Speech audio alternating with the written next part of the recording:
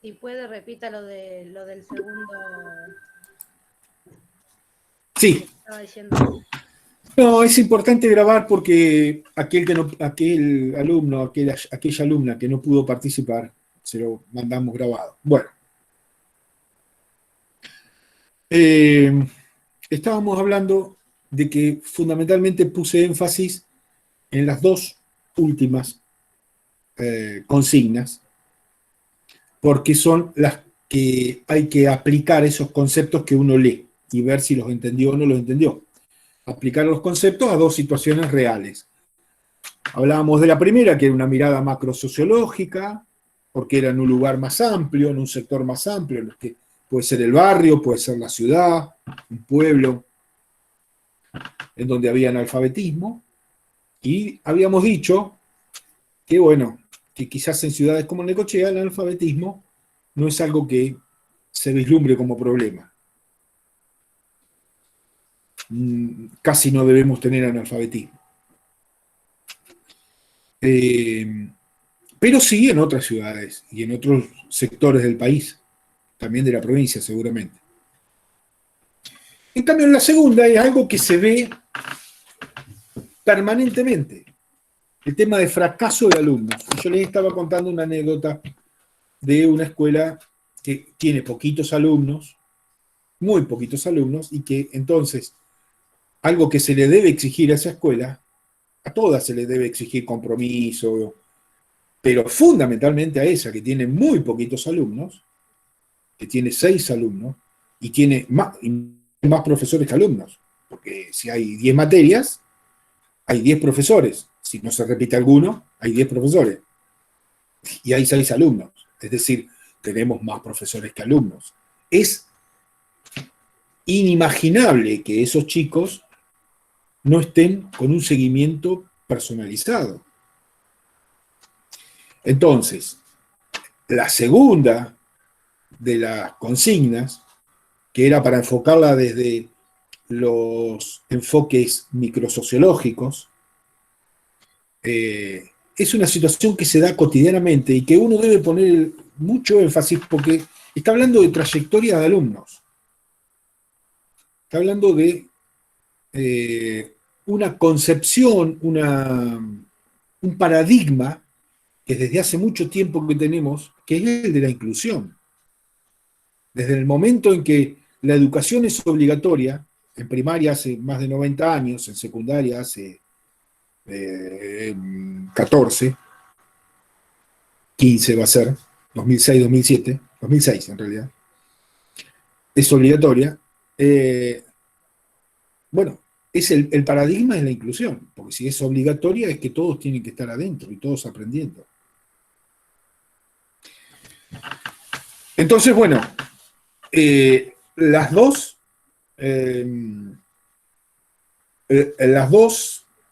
consignas son para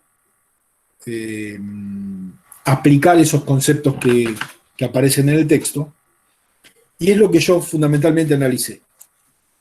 Les voy a hacer una pequeña devolución a cada una, de acuerdo al trabajo.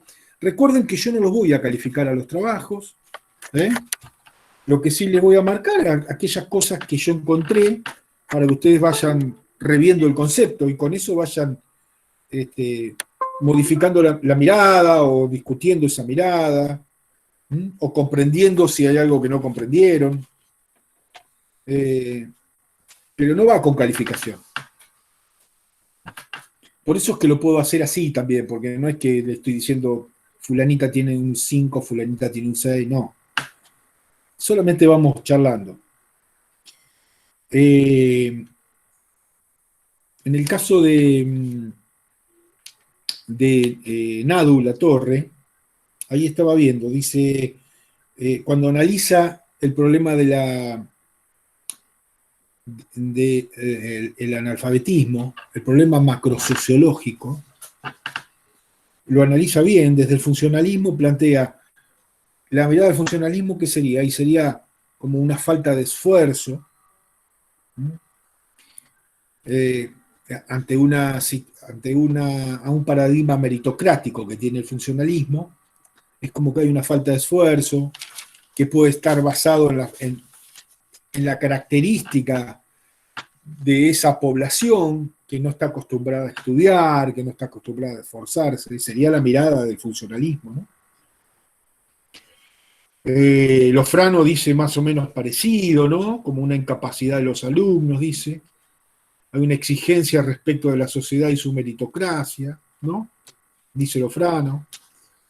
Bravo, Pirelo y Núñez hablan de un sistema educativo expulsor. Es cierto, es un... ¿no? Esto del paradigma de la inclusión, que se contrapone con el viejo paradigma expulsor, pero era expulsor el paradigma porque no era obligatorio. Fundamentalmente la escuela secundaria no era obligatorio. Entonces, como no era obligatorio, nadie te exigía de que un alumno continuara en la secundaria. Bueno, yo no hago el esfuerzo porque el alumno continúe, porque en realidad el que se tiene que esforzar es él. Punto, listo, ya está. No es mi problema. Ahora, cuando hay un paradigma de inclusión, cuando la secundaria es obligatoria, ya es un compromiso mío como representante del Estado, porque el docente no es más que el Estado presente en la educación. Yo tengo la obligación de que ese alumno aprenda y de garantizarle a ese alumno las mejores condiciones para su trayectoria educativa. Ahí es distinto mi compromiso. Está bien, hay un compromiso del alumno porque es obligatorio, pero también yo no le puedo vulnerar el derecho, porque es obligación, pero también es un derecho a la educación que tienen los alumnos. ¿Mm? Entonces es cierto también, la mirada del funcionalismo con respecto al analfabetismo puede pasar por ahí también, una incapacidad, ¿no?, de los alumnos, como que se corre. Bravo, Pirelo, Núñez hablan de eso, del sistema educativo expulsor. Ridao dice vender la fuerza del trabajo, mano de obra barata, también, porque subyace dentro del funcionalismo, digamos, eso de perpetuar las diferencias, ¿no? Porque decimos, bueno, si hay gente que no se educa, que no atraviesa por el sistema educativo, que no se esfuerza, porque en realidad, dicen ellos, deben esforzarse, no hacen el mérito suficiente, y bueno, no está tan mal, piensan, porque ese que no se esforzó, ese que no hizo mérito, es la mano de obra barata del capitalista. No está mal el análisis de Ridao en ese aspecto. El marxismo, dice Latorre, lo dice, diría, ante esa mirada, dice, hay un interés de la clase dominante para que la desigualdad social se legitime. Y sí, claro. La clase dominante no hace mucho, dice el marxismo, porque estos se incorporen, ¿no? Porque es una manera de seguir sosteniendo las diferencias sociales. Por eso el marxismo plantea que la educación es una herramienta fundamental para sostener y profundizar las diferencias sociales. Lofrano más o menos también plantea algo un poco más sencillo, ¿no? Capitalistas contra trabajadores. Bravo, Pirelo Núñez también. Lo único que dice ahí Pirelo Núñez con respecto al funcionalismo, que yo lo marqué, es que dice como que no se ha invertido en capital cultural. En realidad, el capital cultural, para no mezclarlo, digamos, es algo propio. Y es algo que va muy ligado a las costumbres. Perdón, profe. ¿Eh? Perdón, profe. Creo que lo pusimos así porque el chico salía a trabajar ligado a esas costumbres que usted está diciendo, ¿no? Como que, bueno, a nivel cultural, el chico tenía que ir, no tenía ese tiempo para estudiar, ¿sí? Y bueno, y esa era la diferencia social que marcaban. Pero capital cultural es otra cosa. Uno Bien. uno puede transitar el sistema educativo, egresar todo y no tener capital cultural, o tener poco capital cultural. Porque el capital cultural está dividido es un concepto de Bourdieu, ¿no? Y es esencialmente de Bourdieu es el concepto de capital cultural. Y hay capital cultural objetivado, subjetivado, hasta tener objetos de valor, por ejemplo, tener cuadros, por decirte algo, cuadros de pintores famosos o valiosos, eso es tener capital cultural. Aunque no tengas educación, pero si vos tenés eso, tenés un capital cultural. Digamos, convergen muchas cosas en capital cultural, por eso que el concepto, por ahí, de capital cultural, hay que tomarlo con pinzas cuando uno habla así de invertir en capital cultural, ¿viste? Pero no está mal, yo la idea la entendí igual, yo solamente lo marqué porque, digo, aclarándolo. Bueno, Marx habla, Marx hablaba Ridao de eso, de mantener la fuerza de trabajo, todo. Ridao no tiene por ahí muy claro, no aclaró mucho el tema de la mirada de la mirada del funcionalismo. Sí, no aclaré. Buscaría un equilibrio, lo cual llegaría al conflicto. Es medio raro, no me termina de convencer. Sí, puse muy poco. No me termina de convencer. Me expresé mal, buscaría el equilibrio dentro de la sociedad para tener una equidad. Pero como eso nunca se va a llegar, ahí yo puse que, a ver, acá lo tengo en trabajo, se crearía un conflicto. Lo importante, Pilar, es que vos entiendas el concepto, que de acuerdo a lo que estamos hablando, no importa si después lo escribiste o no, bueno, uno escribe una No lo cosa. escribí, ahora lo estoy releyendo y me di cuenta. Bien. Con respecto a la segunda, voy a ver ya que tengo acá abierto, vamos a mirar.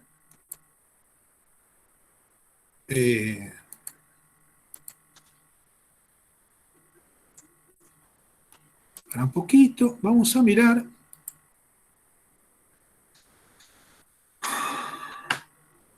Acá tengo Masur, Arca y Ali. A ver qué dicen. Esto lo voy a mirar acá porque no lo había visto. Supongo que posibles desde la perspectiva marxista, el contexto social de esta población de 15 años o más puede ser no suficientemente inclusivo. El contexto político no estaría viendo la educación como una inversión que revierte la desigualdad, favoreciendo la posibilidad de mayor inclusión social. En dicha población quizás haya familias y situaciones. No estaría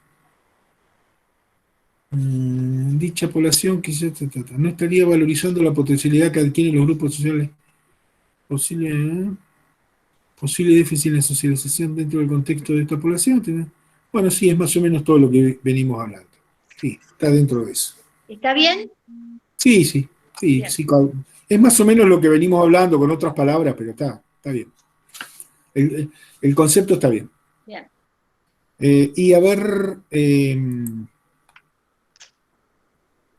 Giordano.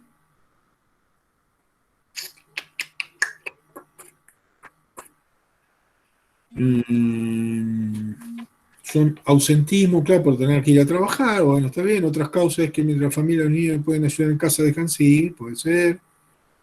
Es decir, la diferencia social. Bien. Están ligados a un antecedente familiar o más que nada a lo educativo. Claro, tiene en cuenta los antecedentes familiares, es cierto. Hay como un prejuicio desde el punto de vista del funcionalismo, que ciertas familias, ciertos sectores, son así.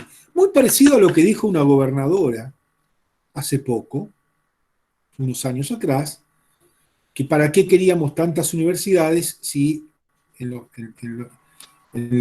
la periferia de Buenos Aires y total, los pobres no llegaban a la universidad. Bueno, esa es una mirada bien funcionalista, ¿no? Porque es un prejuicio. Los pobres no llegan a la universidad, ¿para qué vamos a poner una universidad en La Matanza, por ejemplo? O en San Martín, o como tantas universidades que hay en el Gran Buenos Aires. Esa es una mirada bien funcionalista. ¿Podemos compartirla o no? Yo particularmente no la comparto, pero podemos compartirla o no. Pero la mirada, la posición, es bien funcionalista, digamos. Los pobres no llegan a la escuela. No llegan a la universidad, en este caso, dijo, ¿no? Bueno. Ese es el prejuicio del que parte el funcionalismo. Bueno, sigamos. Con respecto a la microsociológica, acá Latorre dice, el interaccionismo simbólico investigaría cómo se relaciona, cómo se intercambian con el otro.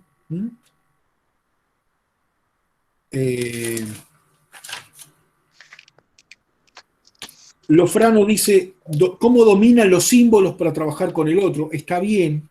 ¿Por qué? Porque lo simbólico en un grupo es fundamental para relacionarse con el otro. Digamos, conocer qué cuestiones son simbólicas, importantes del otro, conocer esos símbolos que maneja, que va más allá del lenguaje, que también incluye el lenguaje, pero que va más allá del lenguaje, sino esa concepción simbólica que representa cómo simboliza el mundo, cómo simboliza las cosas que lo rodean, qué significado tienen esos símbolos para el otro, hace que se genere una mayor interacción. Y eso es fundamental. Por eso el interaccionismo simbólico, porque es a través de esos símbolos cómo puede relacionarse. Y eso sería una cuestión que vería el interaccionismo. Bien, en ese aspecto Lofrano. Pirelo, Bravo y Núñez agarraron para otro lado, no se metieron con lo microsociológico. Hablaron de lo subjetivista y el objetivismo. Y hablan de la relación, tocan están hablando de la relación entre el maestro y el alumno, de la adaptación a las reglas, pero en realidad no lo centralizaron en esos enfoques sociológicos, sino que se quedaron en la otra mirada, subjetivista y objetivista, que atraviesan también a lo macrosociológico, digamos. O sea, es como que no está enfocada la consigna como debía ser enfocada, ¿no? Porque el subjetivismo y el objetivismo también miran a lo macrosociológico y también se encuadran dentro de eso. Ridao se tomó otra cosa, fue Pilar. Vos tomaste como te posicionaste vos en los enfoques.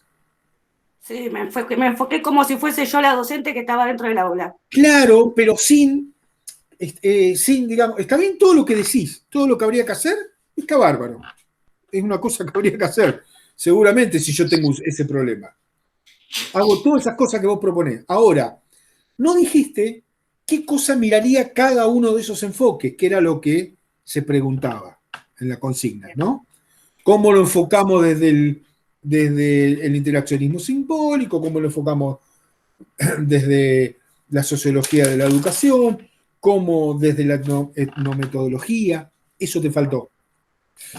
Bien. La metodología en el entorno del alumno, dice Latorre, y está bien, es básicamente en el contexto familiar, ¿no? Ahí Lofrano metió etnometodología y sociología de la educación juntos, no son la misma cosa, los analizó bien desde el punto de vista del interaccionismo simbólico, pero las otras dos, como que las mezcló, las respondió juntas.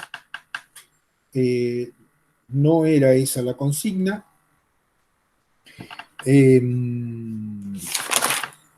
Pero Latorre, y después dice desde la sociología de la educación, negociar sobre los significados entre entre maestros y alumnos está bien. La sociología de la educación lo que hace un poco es englobar esa mirada, tanto el aspecto etnometodológico, digamos, lo familiar, el contexto, como las relaciones y los vínculos entre los grupos, pero también con el profesor, y cómo se intermedia esa relación vincular entre profesores, alumnos entre sí, entre las cuestiones y las condiciones familiares, el capital cultural que cada uno tiene, cómo eso se media y se entrelaza con lo didáctico, con el contenido, con lo pedagógico. Cómo está mediada por el currículum, podríamos decir, ¿no?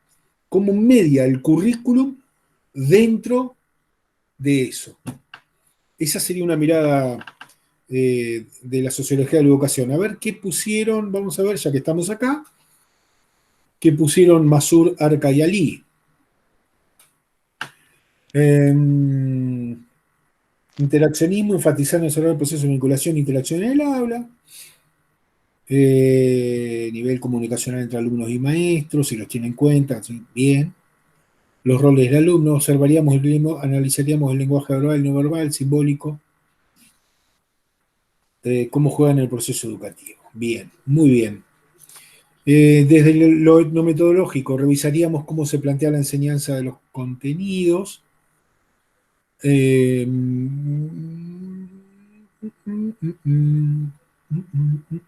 Bueno. Acá también está poniendo, digamos, de nuevo, ponen el enfoque etnometodológico y ponen nueva sociología de la educación. No es lo mismo. Lo etnometodológico es un enfoque microsociológico y la nueva sociología de la educación es otra. Acá Es pusieron cierto, también. nos equivocamos. Claro. Equivoqué. Porque esto, revisaríamos cómo se plantea la enseñanza de los contenidos, es bien de la sociología de la educación. Problema, interacción, nueva información, conclusión, es bien de la sociología de la educación. Todo eso que pusieron es de la sociología de la educación. La etnometodología estaría buscando los problemas, quizás lo que pasa en muchas escuelas, esto es bien real, que ponen el problema fuera de la escuela. Ah, no, fulanito no aprende ahí, pero ¿sabés lo que pasa? Tiene unos problemas en la casa. Los papás tienen esto, los papás tienen lo otro, vive con esto, vive lo otro. Que no digo que no influya, obvio, todo influye en una persona. Pero eso muchas veces es sacarse la responsabilidad de la escuela. ¿Se dan cuenta? ¿Qué hago yo desde la escuela para que fulanito esté aprendiendo? A pesar de todos esos problemas que tiene y de esas condiciones que tiene, que son condiciones que lo condicionan, pero que no lo determinan, no son determinantes. Ninguna condición es determinante. Son condiciones, obvio. Hay mejores condiciones, hay peores condiciones. Ahora, ninguna de esas determina, ni las mejores para ser el mejor, ni las peores para ser el peor. No determinan, porque si no, no tendríamos ejemplo de personas que nacen y que se desarrollan en las peores condiciones y les va bien, y pueden triunfar y pueden... Bueno, ¿por qué? Porque de ninguna manera están determinados. Nadie está determinado. Nadie. ¿Estamos condicionados? Sí, estamos condicionados. Todos estamos condicionados de diversas maneras. Bueno, entonces, la etnometodología pondría el acento en lo que pasa afuera. En el barrio, en la familia, en la junta, en las famosas juntas. Pero no sería cargo desde la escuela de lo que hace o no hace con los alumnos. Esa sería la mirada de la etnometodología. Poner la cosa afuera, en lo étnico, en lo cultural de afuera. A ver, ¿qué puso acá Giordano? Llevando a cabo...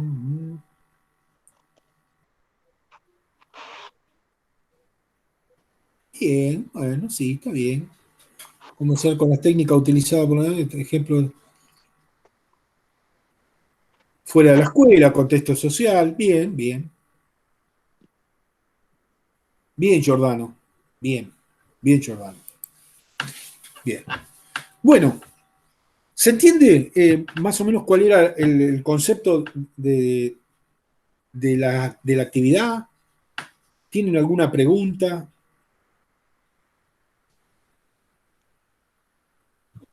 No, profesor, claro, por lo menos a mí me quedó claro ¿Les quedó claro? el error que tuvimos nosotras. Sí, son errores que obviamente estamos primer año, estamos en esta situación de donde uno tiene que leer y ver a ver si interpreta algo de lo que dijo el profesor en ese video o esa vez que nos vimos, que nos encontramos. Y es difícil, yo lo entiendo, por eso es que no se puede calificar. Y para mí están muy bien los trabajos, porque la verdad, fíjense que la devolución, la mayoría, todas, te diría, tienen aciertos.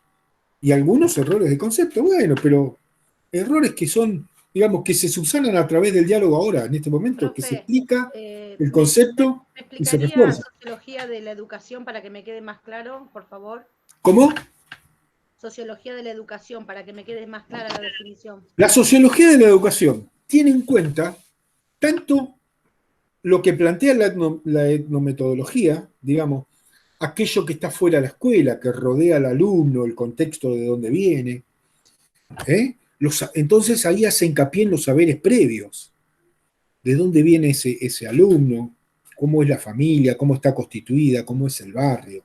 Es un poco tener en cuenta lo que pasa, ¿vieron cuando van al jardín y le hacen la entrevista, la maestra le hace la entrevista y le preguntan a qué edad dejó la teta, cuándo empezó, o la mamadera, o si lloraba, o si se hacía piso, papá.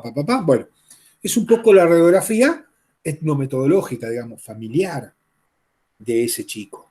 ¿Qué es lo que pasa acá, afuera? Lo etnometodológico. La sociología de la educación tiene en cuenta eso. Después tiene en cuenta también el interaccionismo simbólico. ¿Cómo se relaciona ese chiquito?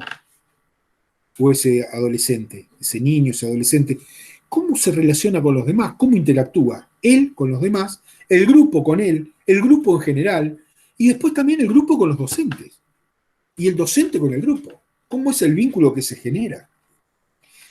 Pero a su vez, de sumar esas dos cosas, le suma la cuestión didáctica. ¿Cómo transmite el conocimiento? ¿Cómo hace, qué hace el docente para que ese alumno se apropie de aquello que yo le estoy explicando o yo pretendo que se apropie? ¿Parte de los conocimientos previos? ¿Indagó qué es lo que conocía? ¿Planteó la actividad cercana a ese capital cultural que tiene el alumno? Era un chico del campo y le dijo que haga una redacción. Fíjense, voy a decir una cosa muy estereotipada y lejana. Era un chico de una escuela de campo y le planteó una redacción sobre un día en el subte. Ahí O lo era mató. un chico de Capital Federal que vivía en un departamento y que se manejaba en subte y le dijo, y le planteó la redacción de un día de campo. Bueno, digo, se paró en el capital cultural, en lo que tiene, en lo que trae. Planteó, hizo la propuesta como correspondía. Digamos, pone el acento en lo pedagógico y didáctico, teniendo en cuenta lo etnometodológico, el interaccionismo simbólico. Es mucho más amplio, digamos. Es una mirada holística. La sociología de la educación supera, como microsociológico que es, supera a las otras dos miradas. ¿Se entiende, Juana? Bueno, si no tienen más preguntas, yo diría que a mí me dijeron que la semana que viene es para subir actividades. Esta semana es para video, la semana que viene es para actividades. Así que yo la semana que viene le voy a subir una nueva actividad que tiene que ver con la estratificación social y la educación. Es un poco lo que venimos hablando. ¿Qué es la estratificación social? Las clases sociales. ¿Mm? ¿Cómo esa estratificación social incide en lo educativo y cómo, desde la teoría de la educación de diversas corrientes de sociología de la educación, abordan ese tema? Esto que yo les planteaba, de las condiciones y de lo determinado. ¿Mm? Ya vamos a ver el año que viene cómo Sartre plantea, está bien, Sartre es ateo, ¿no? Pero cómo plantea de que no hay determinación divina, no hay destino. El hombre elige y construye, a partir de su elección, su propio destino. Por supuesto que está condicionado. El famoso libre albedrío, profesor, ¿no? Exacto, pero no está determinado, exacto. Sartre dice, estamos condenados a ser libres. Fíjense, condenados a ser libres, como una carga.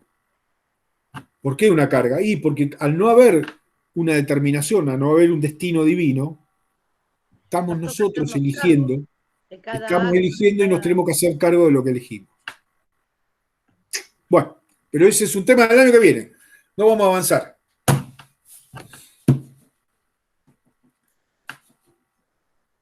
¿Está bien entonces? ¿Estamos así? La semana que viene sumo una nueva actividad. Y ahora voy a tratar de esto de esta clasecita de hoy. Ya la terminamos de grabar y se las mando ahí por WhatsApp y se las subo también a la plataforma. ¿Estamos? En el canal de YouTube, porque ya tengo canal de YouTube y todo. Soy un youtuber. Está como en mi nena con el tema de los youtubers. Claro, y sí. Un fenómeno. Bueno, nos vemos. Que les vaya bien. Gracias, profe, nos vemos. Me preguntan.